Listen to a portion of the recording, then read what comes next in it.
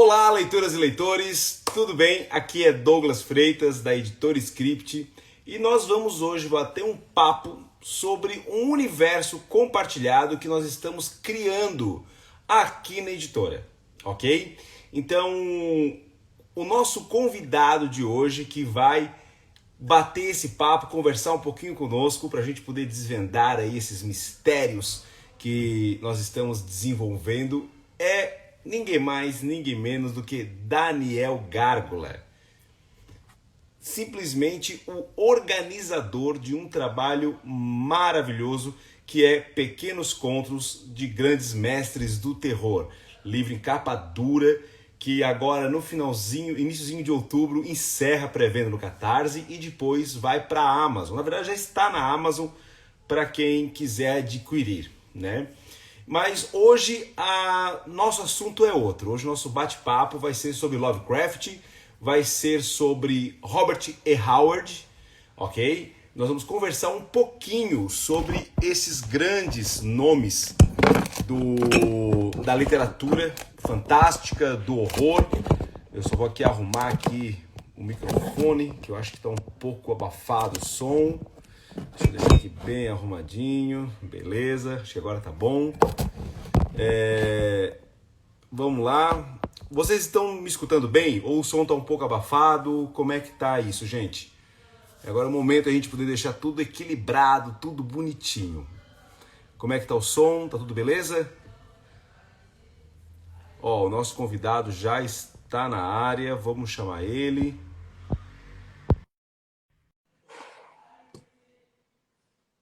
Tá ótimo o som, que bom. Obrigado, Rafa. Olá, Daniel Gárgula, como você está, meu amigo? Fala aí, cara. Só que eu acho que. Deixa eu ver se meu vídeo aqui tá meio esquisito, não? Não, para mim tá perfeito. Engraçado, pra mim tá travado aqui. Eu tô me Eu vendo não. travado, eu tô vendo você de boa.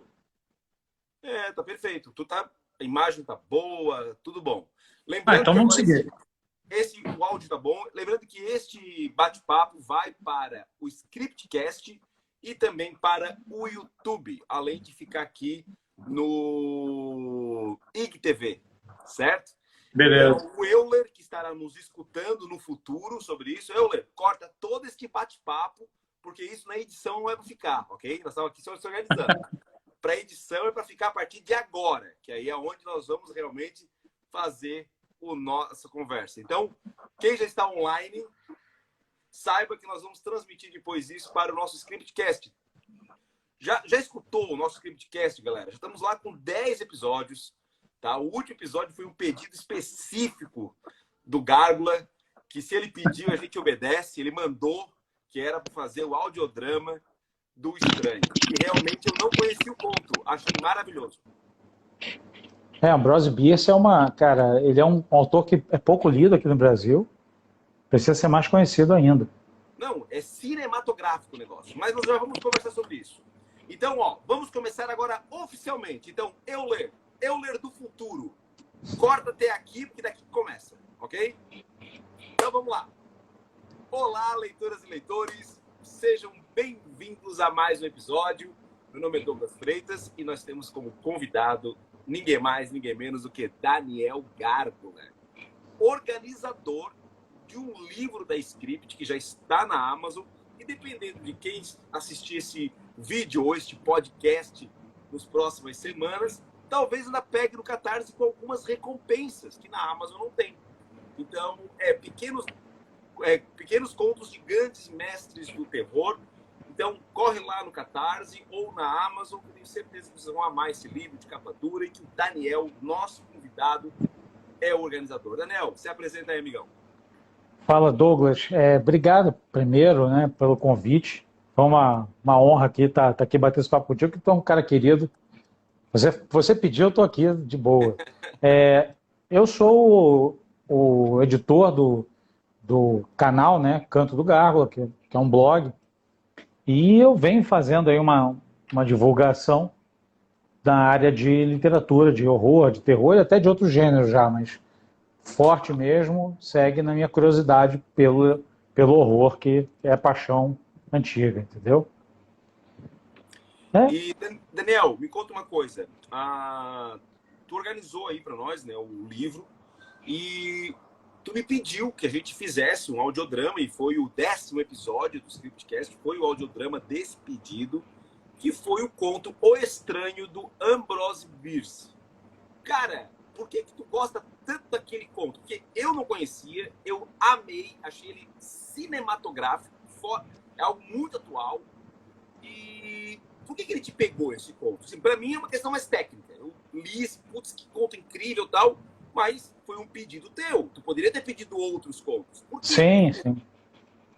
Eu pedi esse, Douglas, vou te falar por quê, cara. Primeiro, o conto, como você falou, ele tem uma questão cinematográfica muito legal, ele tem toda uma aura, né?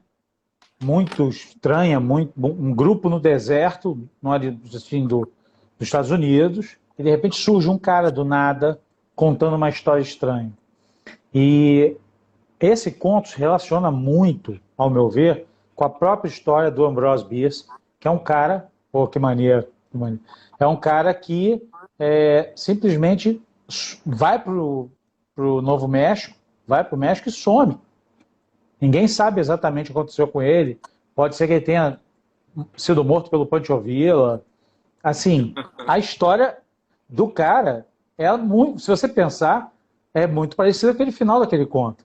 Sim, é uma história que ele... Existe uma paridade muito grande, assim, sabe? Exato. E do final dele. Tanto que no podcast a gente fez a leitura do teu comentário que você fez no livro, exatamente por conta disso. Assim, foi muito feliz nessa colocação e nessa correlação, né? Eu não podemos contar por que essa correlação, porque senão vai dar spoiler, mas sim. quem escutar o podcast vai entender o que nós estamos falando. Tá lá no episódio Exato. 10 do Scriptcast. É o audiodrama.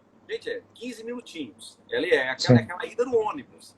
É aquele podcast antes do banho, sabe? Eu tava tomando café hoje, ouvindo. Tomando café, rapidinho, é muito gostoso. Vale a pena, hein, galera? Vale a pena. Não, isso, assim, é uma história maneira demais, né? Muito boa, muito boa mesmo. Muito boa mesmo. Mas hoje nós vamos conversar um pouquinho sobre o universo compartilhado que aqui na Script a gente está fazendo. E eu tive o prazer de dar o pontapé inicial como autor, tá?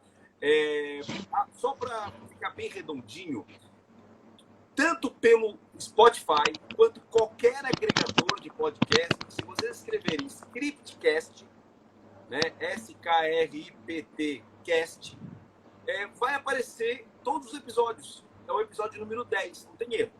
Spotify, Scriptcast é fácil de achar, ou coloca no Google, vai aparecer direto lá no site do Anchor, e aí vocês vão poder baixar todos os episódios, ou aqueles que agradar, tá, gente? Então, tá muito legal. Tem 10 episódios. Essa semana agora, primeira semana de outubro, vai entrar no ar o 11º episódio, e eu já vou adiantar o tema. Vai ser sobre Necronomicon. E legal. Aí vai ter uma paridade do que nós estamos falando hoje, tá bom? Sim, boa. Então, assim, para que a gente possa padronizar o que a gente está conversando, Daniel, conta um pouquinho para nós quem foi Robert Howard, quem foi Lovecraft, e por que esses dois nomes são tão importantes hoje em dia? Então, cara, você tem essa leva de autores norte-americanos que ali nos idos 1920, né, eles começam uma geração, uma criação, e o mais interessante, eles fazem uma grande correspondência, tá? Eles se tornam amigos, e essa correspondência é rica, muito pelo Lovecraft. Lovecraft era um missivista absurdo, ele escreveu quase 100 mil cartas, algo nesse nível. Ele escreveu muito mais cartas do que contos e qualquer outra coisa. E simplesmente, por causa disso, ele conseguiu trocar muita informação com esses outros autores. E o Howard era um deles, né? É engraçado, até há 2 ou 3 dias atrás, o professor Alexander lançou um artigo do Fantástico Curso, né? Que é um canal que todo mundo deve seguir, porque é um canal riquíssimo de informação falando. E ele, inclusive, fez o prefácio do nosso livro, do Pequenos contos dos grandes mestres do terror. Com certeza, foi uma honra muito grande. Agora, ele coloca exatamente a relação entre os dois, entre o Howard e o Lovecraft. Porque eles meio que brigavam por cartas, sabe? Porque o Lovecraft era um conservador extremista, era um cara completamente com ideias. Ele se via como uma pessoa do século passado, uma pessoa que nasceu fora do tempo dele. Ele deveria ter nascido séculos antes. E essa aura que ele coloca em si caminha por toda a história dele, inclusive pela narração que ele faz, pela criação literária que ele faz. Entendeu? E o Howard troca muita figurinha com ele. Você pode ver que os monstros do Conan, para quem não está sabendo exatamente o que a gente está falando, o Howard é o cara que cria o Conan. No Conan você não vê o Conan lutando contra dragões. O Conan luta contra deuses esquecidos. Você quer influência maior do que essa do Lovecraft? Total, né, cara? O Lovecraft, ele tinha uma situação interessante, que acho que ele foi o primeiro autor assim, conhecido a criar um universo compartilhado. Hoje a gente vê muitos filmes da Marvel falando do universo compartilhado, temos a Universal tentando recriar o universo compartilhado dos monstros, né? O Dark. Sim, sim. Que já teve uma vez, né? Já teve um universo compartilhado lá nos anos 50, 60, que não me falha a memória. São filmes muito antigos. O Frankenstein encontra o Homem Invisível, e por aí vai, já tinha esse universo compartilhado antes da Marvel. Né? A DC tentou e não conseguiu criar o universo compartilhado, não deu certo. Né? Mas a Marvel fez. A Marvel fez. E lá atrás, o Lovecraft já fazia através de suas cartas. Ele mandava para os amigos, para esse grupo que fazia parte desse círculo dele, né? E ele pedia para que as pessoas falassem sobre seus personagens. Então, por isso que tu acabava vendo Cthulhu em outras obras, tu via Dagon indo e voltando em várias histórias, até do Conan. Então, e ele pegava dos outros também, tá? Ele pegava dos outros. A editora Clock Tower, ela fez um livro, o Romeu me mostrou, eu fiquei apaixonadíssimo, quero muito comprar, que é um livro só de mitos do Cthulhu dentro da obra do Robert Howard. Sim, sim. Sabe? Então, é um recorte muito legal que foi feito, né? Assim, ó, infelizmente, eu e o Daniel somos dois homens brancos, então nós não iremos aqui falar sobre questão de racismo, porque a gente não tem lugar de fala aqui nesse momento, tá? É muito fácil para dois homens brancos dizer, não, a gente tem que separar a obra do autor, né? Então, realmente, eu acho que não é de bom tom nós entrarmos nisso.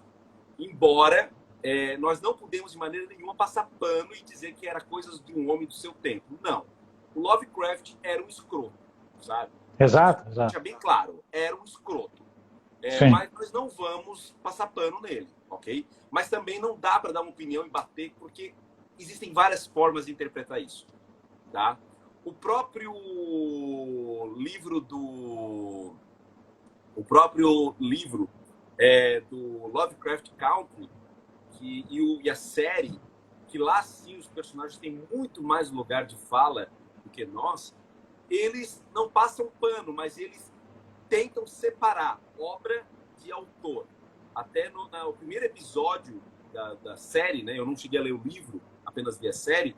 No primeiro episódio, o personagem do Atticus, que é um personagem negro, e estava lendo lá, ele não estava lendo Lovecraft, ele estava lendo, na verdade, era... Ele estava lendo quem, cara? O criador da Princesa de Marte, é o Edgar Sim, o Burroughs. O Burroughs, né? Então ele estava lendo, e o cara, ele era um herói da Guerra Civil americana, só que do ele lado... era um confederado. Que era contra os negros. E aí uma amiga dele, que ele conhece no ônibus, pergunta para ele, mas tu estás lendo isso de um racista? Ele fala, olha, a gente tem que separar a obra do autor, embora ele seja uma pessoa horrível, eu prefiro gostar do que ele escreve, mas em contraposição, o pai dele já tem uma posição totalmente diferente, diz, não, se ele é racista eu não leio, sabe? Entendi. Então são duas formas de ver que as duas têm suas razões, mas, como eu falei, não é lugar de fala nosso. Então, por isso que eu não vou bater martelo aqui, nem posso bater martelo, então cada um vai ter realmente sua forma de interpretar. Entendi. Mas, como eu disse, não vamos passar pano. Lovecraft era um escrotão. E falando no livro da Clock Tower, né? O Leander Moura, que também participa do livro dos Pequenos Contos das Mestres Terror, ilustra lá, assim como a sua esposa, a Cristal, também. Que estão aqui, os dois aqui, beijo para os dois. Assim como o Marcel, o Padilha, muita gente boa desenhando e escrevendo, ilustrando esse livro. Então, assim, sim. A gente tem muita honra muito grande de participar com pessoas tão boas, né? E não podemos esquecer da Mariana, né? Que foi a nossa tradutora. Então, se não fosse que é uma pessoa sensacional. Né? Verdade.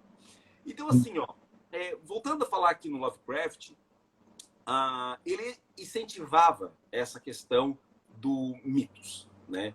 Então, tanto que após a sua morte, os mitos de Cthulhu, por assim dizer, esse universo do horror cósmico, foi ampliando.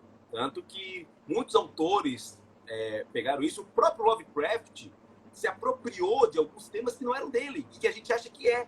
Como, por exemplo, o Rei de Amarelo. O Rei de Amarelo não é dele. O Rei de Amarelo não é dele. Vários contos do Clark Aston Smith, ele pega muita coisa. Na verdade, o Aston Smith influencia muito mais o Lovecraft do que o Lovecraft é ele. Claro. É um autor muito... Está vindo agora pela Clock Tower também, um livro dele que vale a pena a galera correr atrás, porque essa galera toda conversava muito e trocava muita bola. Exato. E assim, ó, por exemplo, o Dagon, que é o deus, que, por exemplo, quando foi escrito lá no conto Dagon, na época não tinha ideia de criação de mitos de Cthulhu, de universo compartilhado, não existia, era apenas um conto. Porque o Lovecraft, claramente, ele se inspirava muito em coisas da Bíblia. E na Bíblia existe Dagon. Sim, é um deus de um povo. Que me falha a memória. É algum povo assim, a Síria, alguma coisa. Ele é aproveitado por povos babilônicos, e ele era vinculado mais a uma questão de um deus da fertilidade. Na história de Sansão, lembra a história de Sansão? Sim, exatamente. Está lá no templo, que ele pega as colunas e puxa as colunas e destrói e mata todo mundo. Sim. E perde a sua vida quando Deus dá para ele um último suspiro de força. Lembra do conto de Sansão? Sim. O templo onde Sansão fez isso era o templo de Dagon. Entendi. Legal. Então, assim, só que o Dagon bíblico, o Dagon histórico, por assim dizer, ele não é aquele monstro gigantesco, né? Ele era um meio homem, meio peixe, quase como um sereio, por assim dizer. Sim. Tanto que as gravuras que tu vê historicamente em paredes e afrescos, sempre é uma espécie de um sereio, né? O mundo antigo prestava muita homenagem a deuses marítimos, né? Sim. Poseidon, tanto que depois a Igreja Católica, lá, né? A Igreja Católica ela subverte o símbolo do tridente, que era um símbolo de poder do mundo antigo, e transforma no símbolo de Satã, porque ela tem que subverter para conseguir ganhar espaço. Não, e nós vemos isso hoje. A religião do outro sempre é uma seita. A minha religião, a do outro é seita. Exato. E sempre é demonizada, né? Por exemplo, Baal, que é um grande demônio, o demônio Baal. Baal era um deus de outra cultura, que foi demonizado no momento que o povo hebreu vai lá e domina. Tanto que muitas pessoas falam por que a Bíblia do Velho Testamento, o Deus do Velho Testamento é um Deus de raiva, enquanto o Deus do Novo Testamento é um Deus de amor. Por quê? Um dos motivos é uma questão histórica. No Velho Testamento, o povo, quando ganhava, não era ele que ganhava, era o seu Deus que ganhava. Então, o Deus do Velho Testamento não era um Deus diplomata, era um Deus belicoso mesmo.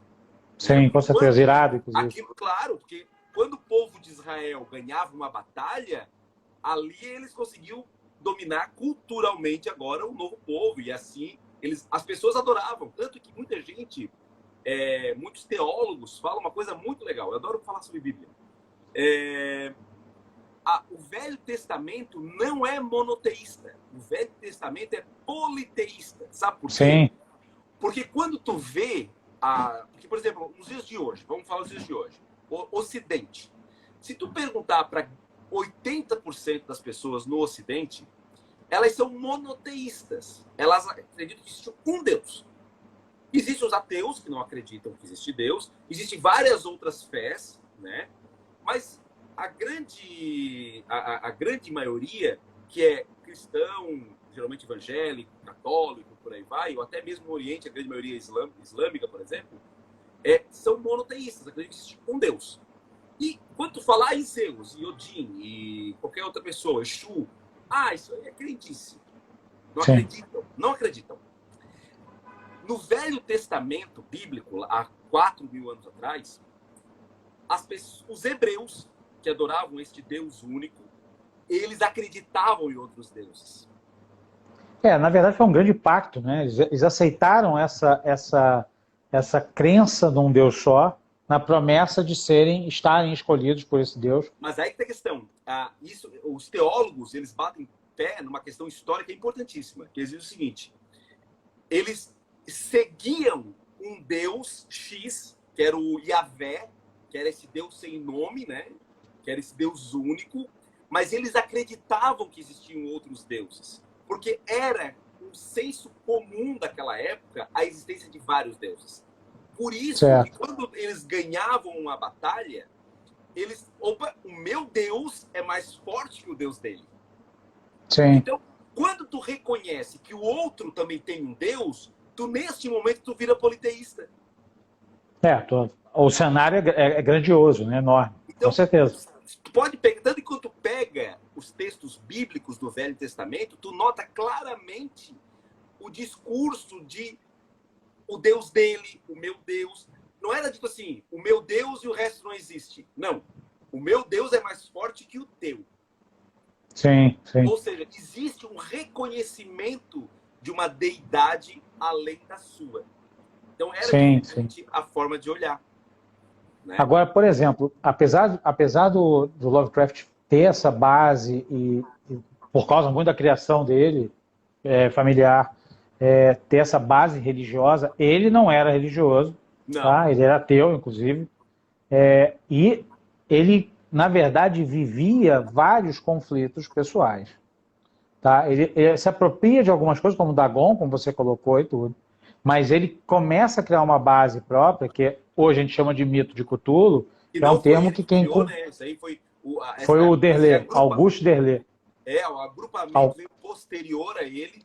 O Auguste Derlé, ele encontra e meio que...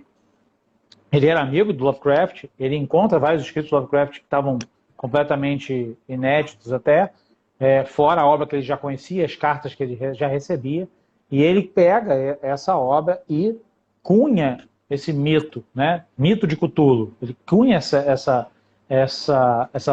termo, essa terminologia, que ganha espaço, e Lovecraft começa a ficar conhecido. Porque, na verdade, ele era conhecido no meio com quem ele trocava cartas e ponto final. Ele publicou, acho que um conto numa revista, era uma coisa assim, pequena, vivia de ghostwriter, vivia de outras revisões, mas ele em si era uma pessoa que não conseguiu viver da arte dele. Não. Entendeu? A própria tentativa dele de ir para Nova York e tentar... Aquilo ali aumenta demais a xenofobia dele, né? Nova York é um trauma para ele completo. E um dos livros, agora no momento de jabá, um dos livros dele que vem logo após esse trauma é o Ar Frio, que mostra exatamente essa questão da solidão, que é um dos contos que o Romeu está adaptando juntamente com o Val e com o Zambi, agora na cor preto, esse ano, que é azul, lembrando do Ar Frio, fazendo parte da série que nós estamos produzindo aqui na Editora Script, onde o primeiro foi A Cor que Caiu do Espaço. Sim. Lançado agora. Esse momento de Nova York, ele é muito crucial na história do Lovecraft e em toda a obra dele, tá? Quando ele vai para Nova York, ele está casado. Já daí, já é uma coisa a se comentar. Você não tem... O Lovecraft era um cara que ele não se relacionava bem com mulheres, ele tinha uma misoginia. Ele era uma pessoa cheia de problemas, tá? O problema não era só no racismo, não. Era xenofóbico, era racista, era misógino. Era uma série de problemas em volta daquela criatura. ele sai de Providence e vai para Nova York, isso é um problemaço na vida dele. Ele foi, e aí é que você tem uma virada na página de criação dele, que você tem o último pedaço quando ele cria as grandes histórias que a gente conhece, que todo mundo fala muito, as Montanhas da Loucura, o Chamado de Cthulhu, todas essas histórias, a partir de Dagon, praticamente, que vocês até fizeram a impressão, né, o Chamado de Cthulhu, que é maravilhoso, tá? Uma história que todo mundo deve ler. E estar em Nova York é estar no meio desse inferno pessoal dele. Ele tem tudo, e é incrível que ele é casado com uma judia, que era minoria da qual ele odiava. Entendeu? Então é muito louco toda essa questão dele de ir para Nova York com ela forçar ele a tentar arranjar emprego, a se comunicar, a sair daquela ostra, daquela casca que ele vivia, e ele não aguenta.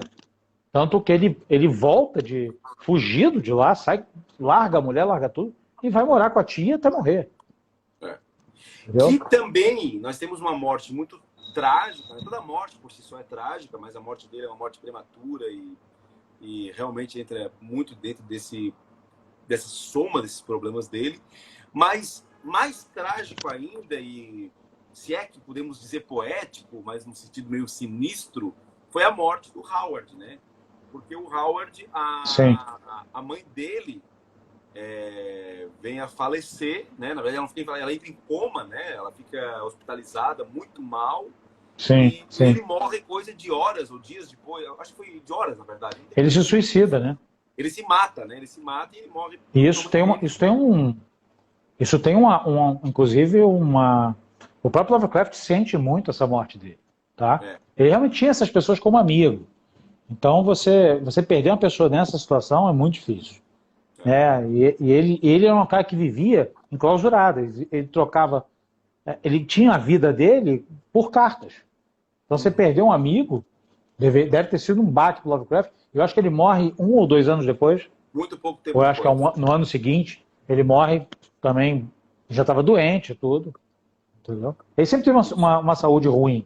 Então, não foi muito diferente. Eu acho que é um destino que era meio que esperado. Sabe? É verdade.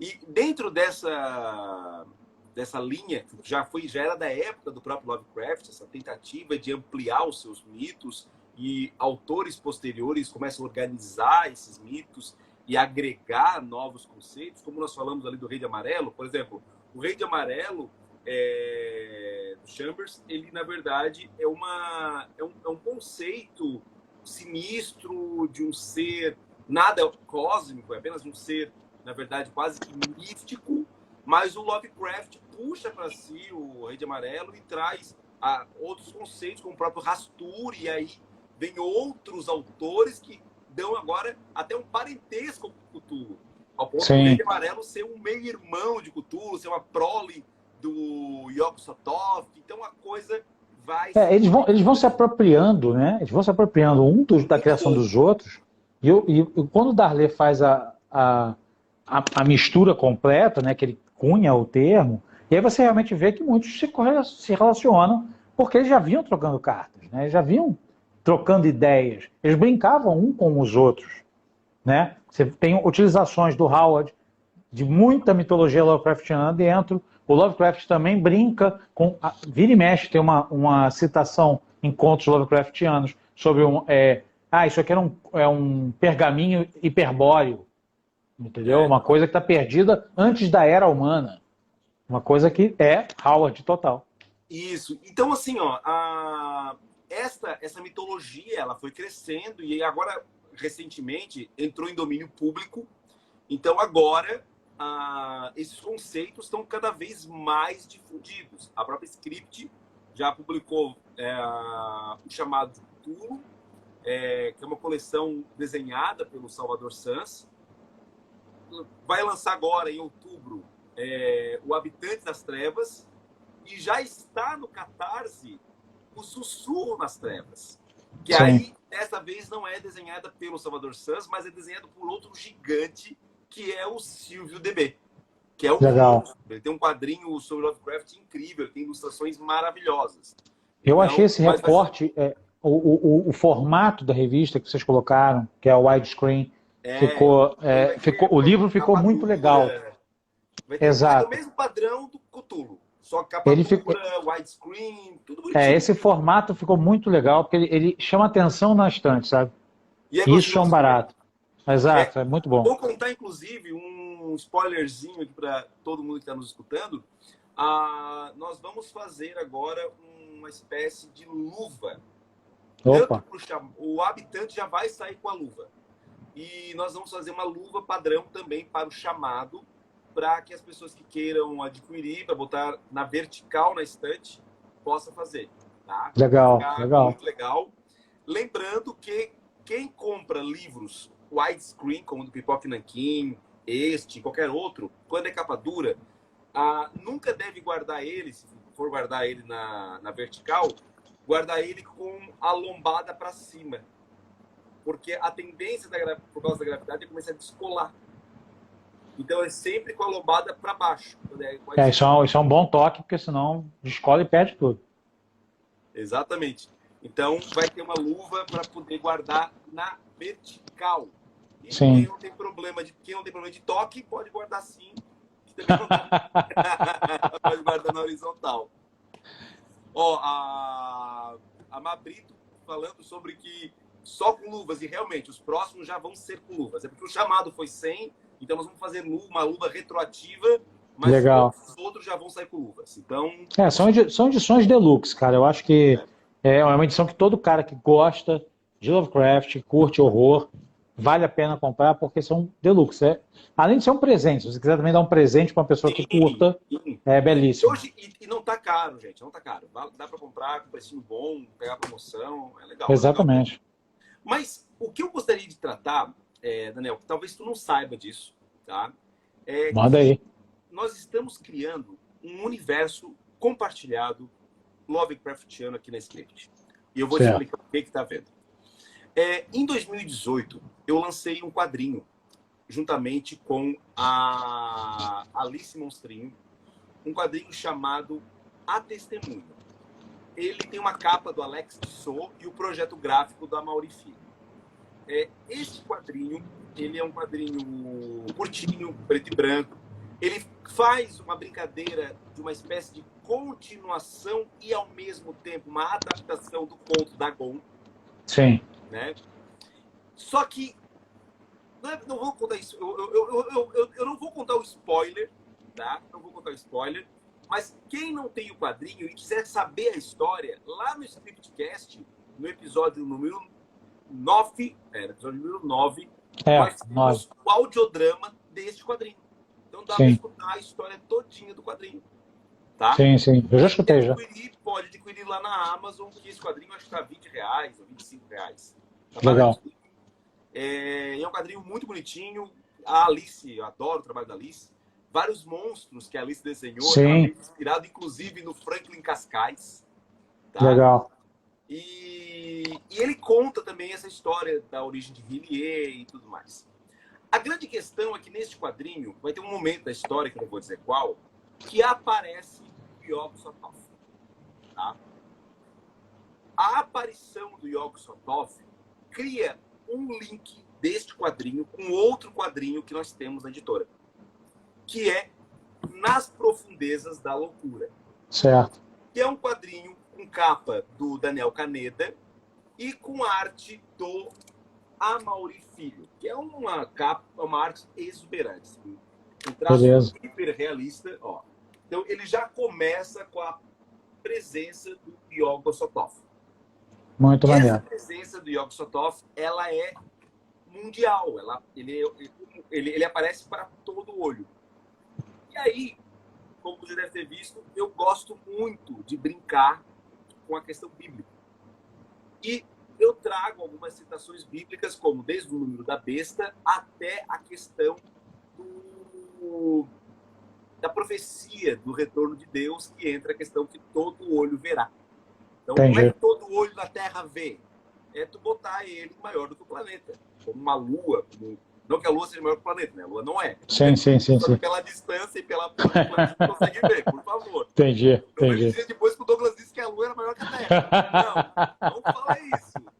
Isso aí. Ficar lá longe, bem brilhosa, a gente consegue ver. Então, tem que ser algo assim, algo cósmico, para que a gente possa ver. Então, o Yog Sothoth, na história do Nas Profundezas da Loucura, ele começa surgindo e aí ele prenuncia o retorno de Cthulhu. Porque nas obras do Lovecraft, nós sempre tivemos a questão de que um dia Cthulhu voltaria. É uma promessa, né? É uma promessa de que...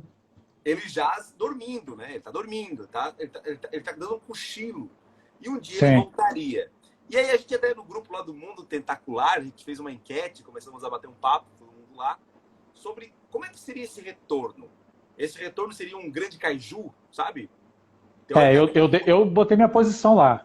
Eu li. Conta pra nós aí a tua posição. Você falou lá. Cara, eu sou muito... Eu tenho feito uns estudos, né? Completamente informais, eu não sou pesquisador da área, eu sou curioso da área. Tem um livro que eu indico para todo mundo ler, que é da Natália Sorgon-Scotuzzi, que é Os Relances Vertiginosos do Desconhecido. Maravilhoso livro. A Desolação... A Natália é nossa consultora para assuntos Lovecraftianos. A Desolação da Ciência em HP Lovecraft. Esse é um livro que quem quer conhecer mais do Lovecraft tem de ler. E nesse livro você vê muito... apesar de você estar pegando essa questão dessa influência, essas pegadas bíblicas, o Lovecraft é muito baseado na ciência, né? Eu até coloquei lá no Facebook, quando o pessoal até colocou, o Cthulhu seria um kaiju, um ser gigante. Ele tem até criaturas que têm o formato dele, tá?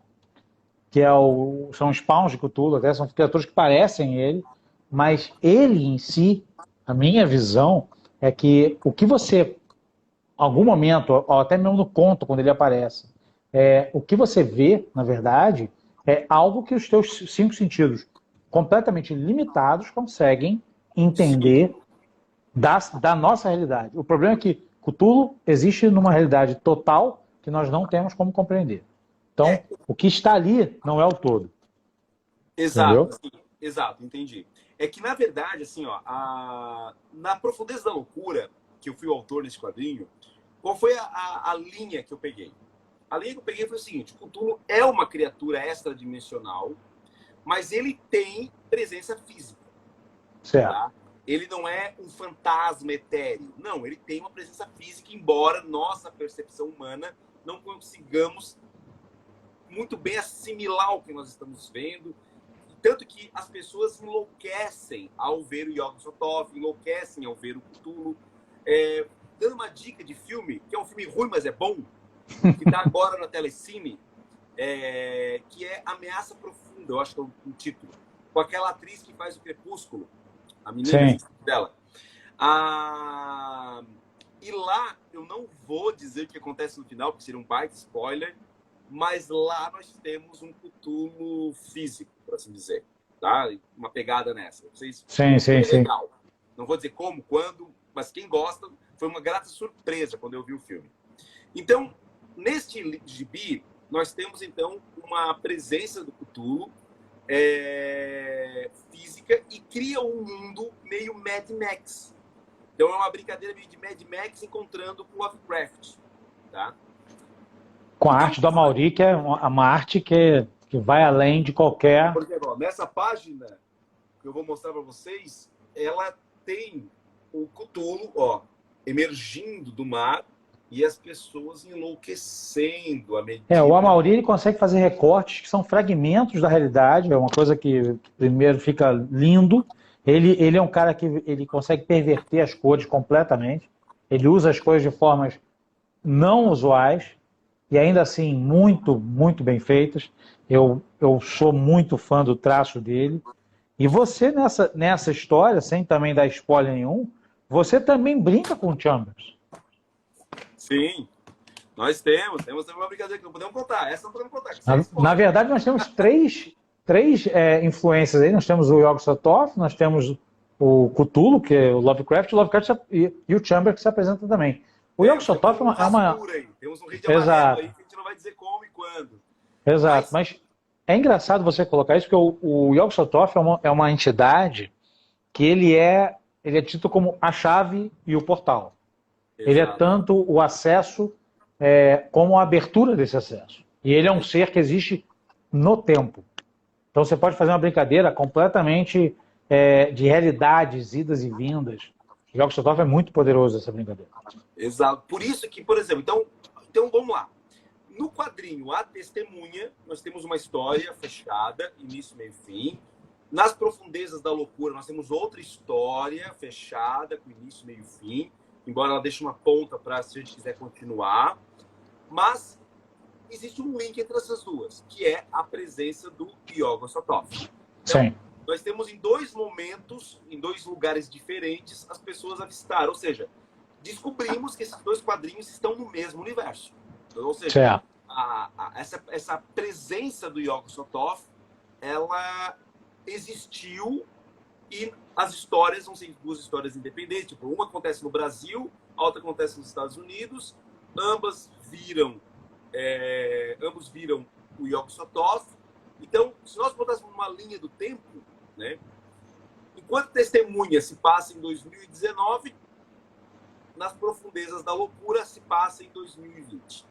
Então, elas são quase que sequências. Porra, a gente já descobriu que você começou com Covid, então, né? Pois é. Foi você que começou com a pandemia. Pois é. Então, dentro de uma linha do tempo, temos isso. Ok. Fala. Beleza. O que nós estamos fazendo aqui na Script? Nós vamos agora pegar essa linha do tempo e esticar. 2021 vai lançar um quadrinho onde o Romeu está escrevendo juntamente comigo. Eu tenho essa honra de estar escrevendo junto com o Romeu. Legal. O Diego Morro, lá do livro História dos Quadrinhos, do Bill Finger. Do ano que vem, do Pequeno Príncipe. Vocês não acreditam que vai vir do Pequeno Príncipe. É a coisa mais que legal. O Diego é muito bom, né? Desenhos, entre aspas, com pinturas da Beatriz Farb. E o Diego é o editor, onde nós vamos ter o primeiro episódio, lá atrás. Certo. Que é um quadrinho que vai se chamar Howard versus Lovecraft. Vai ser um quadrinho onde nós vamos encontrar personagens do Robert Howard com os mitos de Cthulhu. Entendi. Legal. A primeira história, a primeira parte da história, ela vai se passar na Era Iboriana. Então já dá para saber quem é que vai aparecer lá. Já estamos vendo aí. Temos o Cimério aparecendo já lá. Temos a espada selvagem aí já. Temos o Cimério aparecendo. Os desenhos são da Shailinha Reis, que está destruindo os desenhos. Tá?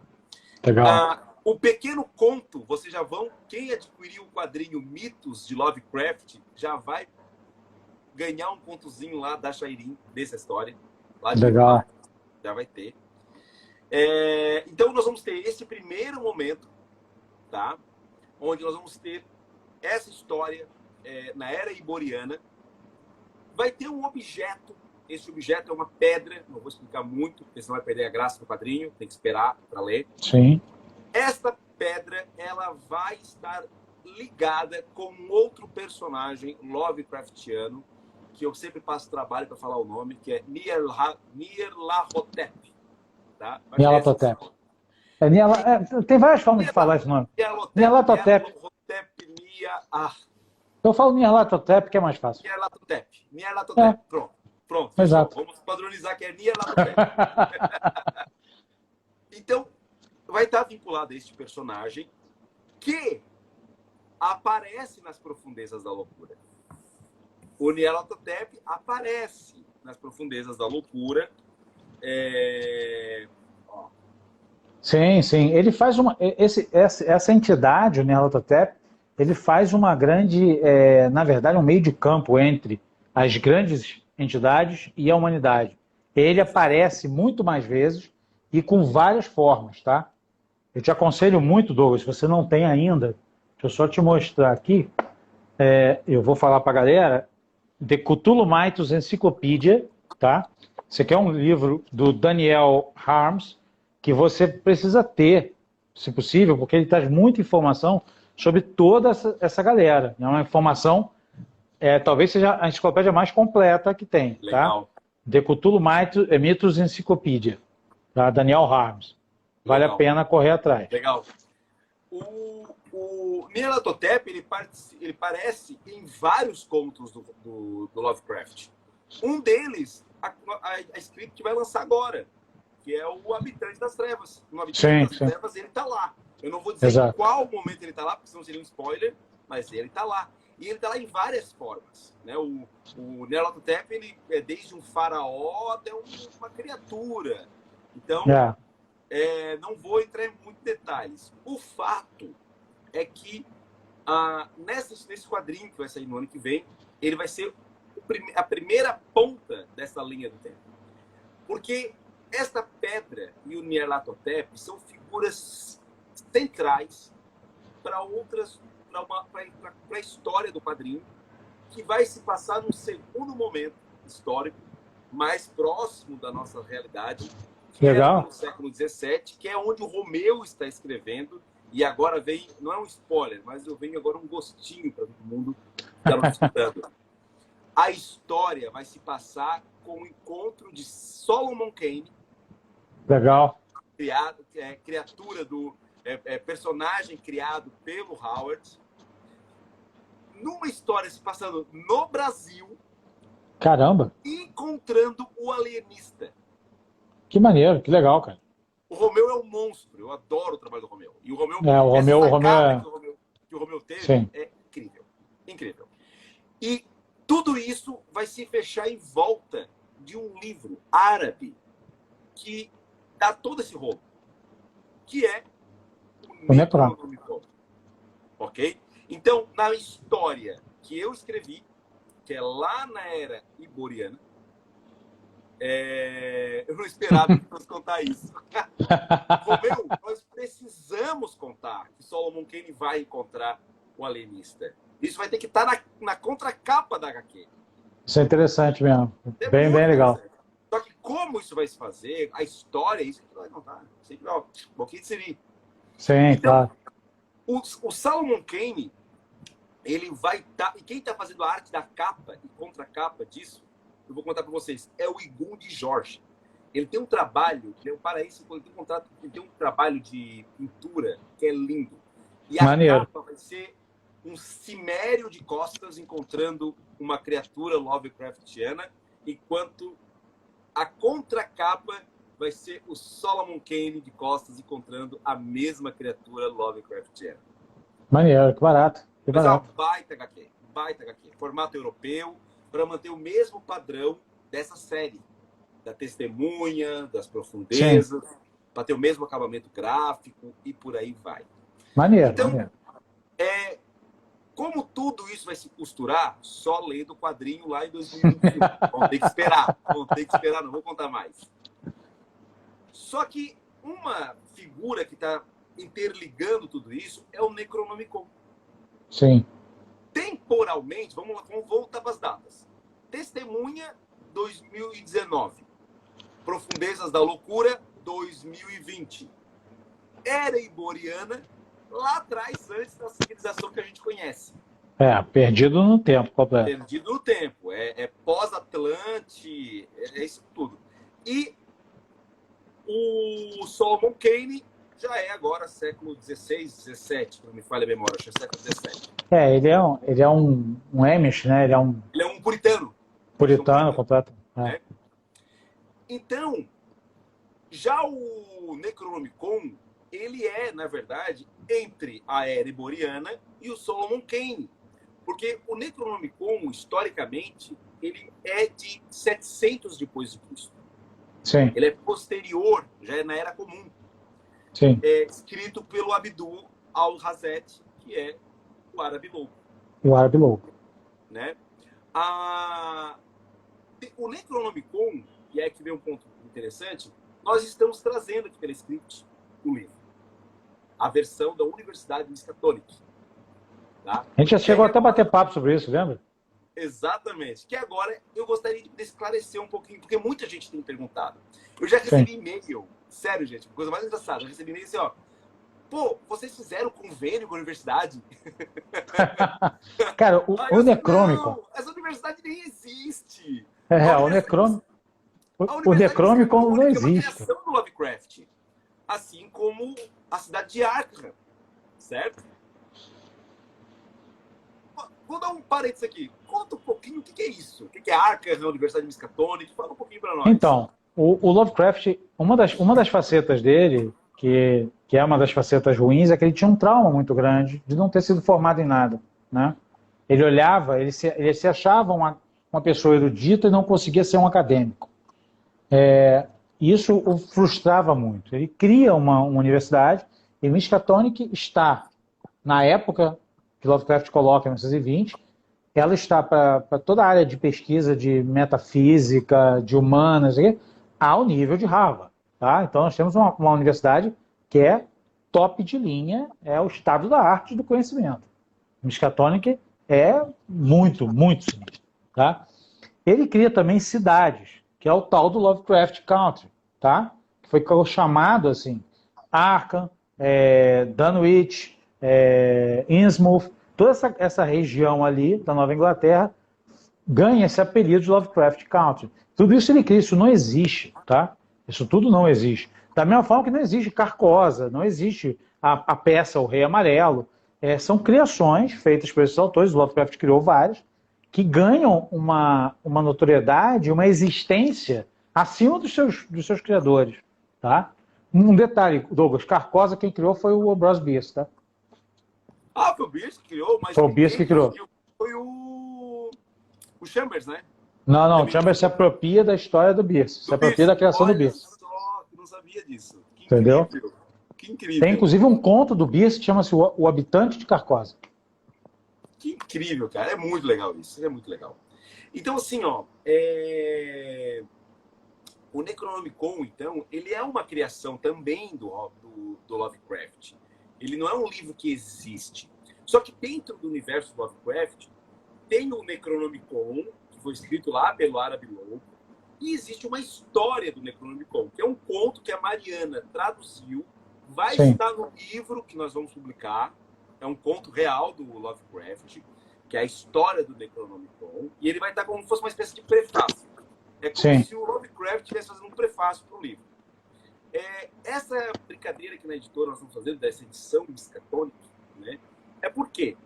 Porque dentro da história do Necronomicon, escrita pelo Lovecraft, ele fala que existe hoje, nos dias de hoje, algumas edições do Necronomicon conhecidas. Tem uma em Buenos Aires, tem uma no Museu de Londres, Museu Britânico em Londres, tem uma em Paris e tem uma que é lá na Universidade de Miskatonic. Exatamente.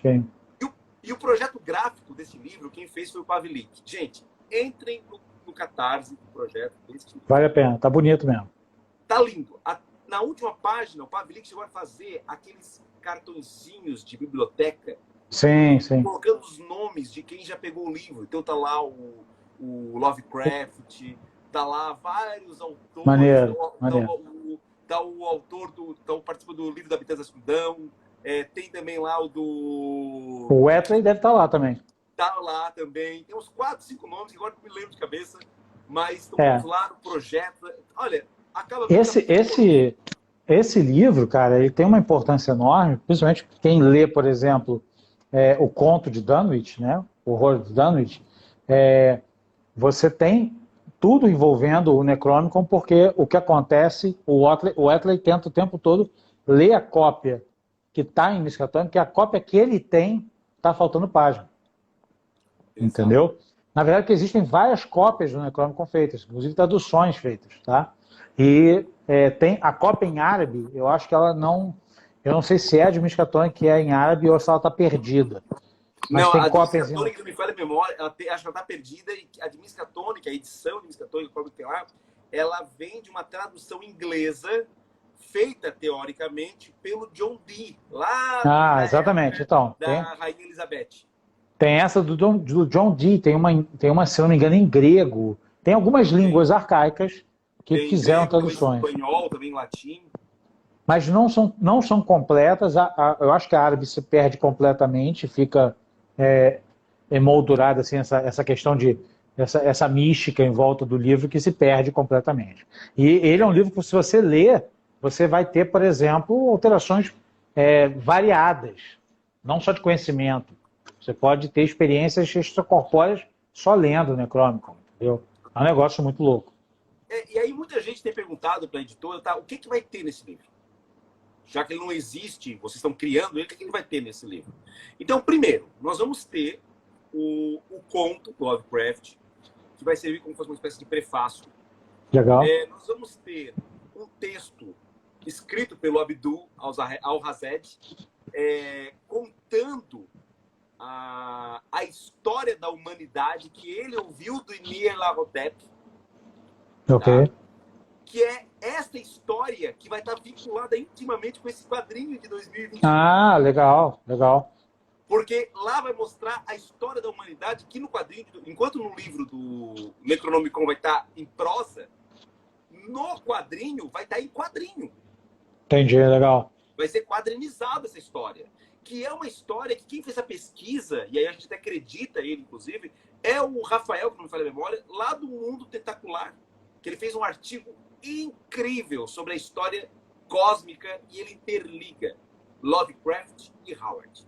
Ele Entendi. coloca a era iboriana dentro da história da humanidade, ele coloca os Atlantes, coloca o Rei Ku, que é um criador Maneiro, que é maneiro. criado pelo Howard.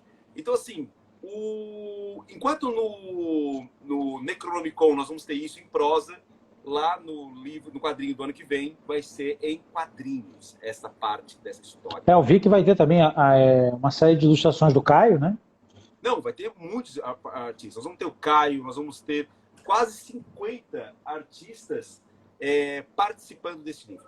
E o que é mais louco é que cada artista ficou incumbido de criar uma página dupla. Né? Então, ó, você vai criar a sua página, total liberdade. E, gente, Legal. eu sou um cara cético, mas eu confesso que a coisa ficou estranha. Porque eu estou recebendo as artes e tem uma composição, tem uma inter-relação entre elas, porque o que está acontecendo? Alguns artistas estão fazendo apenas uma arte, outros estão fazendo bestiários, outros já estão fazendo maldições, alguns encantamentos de proteção. Então, realmente, é como se fosse um livro real. Cada um está criando. Nós temos, por exemplo, a Luísa Lemos, por exemplo, que é meio bruxa mesmo, e ela está jogando tudo que ela conhece de encantamento ali. Que maneiro. O Marcos Keller também, o Caio, ai, meu Deus. Vamos ver o que mais aqui tá aqui. Gente, desculpa se eu furar algum nome. Salamão. A Salamão tá dentro também? Participar. O Caio está dizendo que o dele é um bestiário, entende? A Dani Salamão tá também ou não? Oi? A Dani Salamão tá também? A Dani também tá. Ela fez junto com a Larissa. A Larissa, inclusive, fez um texto introdutório como se tivesse sido encontrado um texto do próprio Abdul. Olha só para vocês verem como a coisa... Gente, vai acabar o nosso tempo. Temos apenas um minuto. Olha como a coisa fica estranhíssima. Eu escrevi um texto e a Larissa escreveu outro. A gente não combinou nada. Quando fomos ler o texto um do outro, eles se complementavam. Muito bom. Aí eu vou dizer para vocês, estamos criando algo ou estamos sendo avatares de algo que vem? Isso aí. Estamos apenas reproduzindo. Fica o pensamento. Então, como nós estávamos falando, cara, o texto meu e da Larissa se interrelacionava perfeitamente. A Larissa mandou uma mensagem assim, ó, Douglas, tu havia lido meu texto antes de escrever o teu? Aí eu falei, não, Larissa, porque tu mandou lá no Drive, agora eu estou acessando o Drive. Entendi. O texto eu estou adaptando do quadrinho que eu preparei já uns meses atrás com o Romeu. Ela ficou apavorada assim, o Douglas tá parecido, as histórias estão se relacionando. Mas isso é maneiro demais. Isso é maneiro. Isso é muito bom. Então, assim, ó, vai ser um livro que eu não quero que aconteça o que o Daniel, quando o Daniel começou a dizer, não, porque quem lê o Necronomicon começa a ter experiências. Eu comecei aqui comigo. Meu Deus do do céu! Eles vão começar, vai acontecer igual o Pokémon. Lembra aquela história do Pokémon? Que o episódio e se debatiam todas. Meu Deus, eles vão ler o livro da script e vão passar mal! Mas é uma mitologia muito boa, né, cara? Permite muita coisa. É sim, é sim. E, Daniel, pra gente encaminhar de final, pra gente encerrar o nosso bate-papo, cara, se tu fosse fazer, na verdade, um pega pra capar e dizer assim, não, eu prefiro ele como legado, quem tu acha que é maior? Howard ou Lovecraft? Lovecraft com certeza. O Howard, ele é muito bom, mas o Lovecraft, ele foi além. Ele foi além por vários motivos. E é engraçado porque eu tenho lido bastante. O Sebo Clepsidra tem trazido livros maravilhosos acadêmicos sobre pesquisas sobre Lovecraft, né? E o Caio Bezalias fala muito, e tem um livro maravilhoso que vai sair agora, sobre exatamente a maravilha da obra do Lovecraft porque ela foi criada em cima desses medos, desses defeitos dele, tá? E exatamente essa visão de mundo limitada que ele tinha, apavorada desse mundo completamente, que o assustava, que era muito grande para ele, é que ele cria todos esses medos e que ganham o imaginário. Se você hoje tira o Lovecraft da jogada, você não consegue mais associar, porque a obra dele já ganhou um espaço muito maior. Apesar que o Conan é conhecido, ok, mas com certeza não é maior do que a criação, na minha opinião, do Lovecraft. Eu acho que ele vai além. Popularmente, a impressão que eu tenho é que a obra do Howard, e aí tu pega o Conan especificamente, não toda a obra do Howard, mas o Conan, porque o Ku não teve tanto, o próprio Solomon Kane não é tão difundido, o Conan é muito forte, né? Em vários sentidos, é o Colosso de Bronze, né? A impressão que eu tenho é que popularmente o trabalho do Howard, eu acho que ele se tornou mais pop. Tanto que se eu perguntar para meu pai quem é Conan, ele sabe. Ele não sabe quem é Cthulhu, né? Mas eu acho que no meio da literatura, no meio literário, no meio da produção, eu acho que o Lovecraft, ele tem mais estofo, né? Tem mais... Eu vou além, Douglas. Eu acho que o Conan é pop, mas ele não influenciou o tanto que o Lovecraft... O Howard não influenciou tanto que o Lovecraft influenciou. Não há dúvida. Se você entrar em bandas de música, livros, filmes, toda uma gama de literatura que hoje o pessoal lê, e é toda inspirada lá. Se não é inspirada, de alguma forma, está influenciada. Um parceiro maravilhoso, ele fez um artigo para a Batcaverna, que eu até... Ô, Romeu, tá assistindo aí? Manda esse artigo pro Gárgula, lança também lá no canal, lá no site dele, cara. Ele fez um artigo incrível, falando sobre 5 influências do Lovecraft nas histórias do Batman. Mas é total. O Asilo Arca é a primeira delas. O Asilo Arca de cara, o Senhor Frio. Olha, incrível. Tem vários. É muito grande. Batman. Sim. É herói pra criança, teoricamente, que hoje não gosta de falar isso porque a gente é adulto e quer continuar lendo. E você começa... Como a lembrança do Batman, você tem o Metallica, The Call of Cthulhu, tem uma música deles. Gente, então assim, o tempo realmente já estourou, vai ficar muita coisa pro Euler editar e ele vai ficar bravo comigo. Daniel, obrigado, cara. Muito valeu, querido. Tudo. Valeu. Gente, um beijo para todo mundo. Muito obrigado por estar participando de mais um episódio. Então, fica a dica, na descrição está tudo o que nós falamos, todos os quadrinhos, todos os livros, tudo. Em 2020, então, nós já temos esses materiais aí. Em 2021, preparem-se. Teremos Howard versus Lovecraft. Maneiro. Okay? Isso vai ser legal. Gente, um beijo para todo mundo. Fui!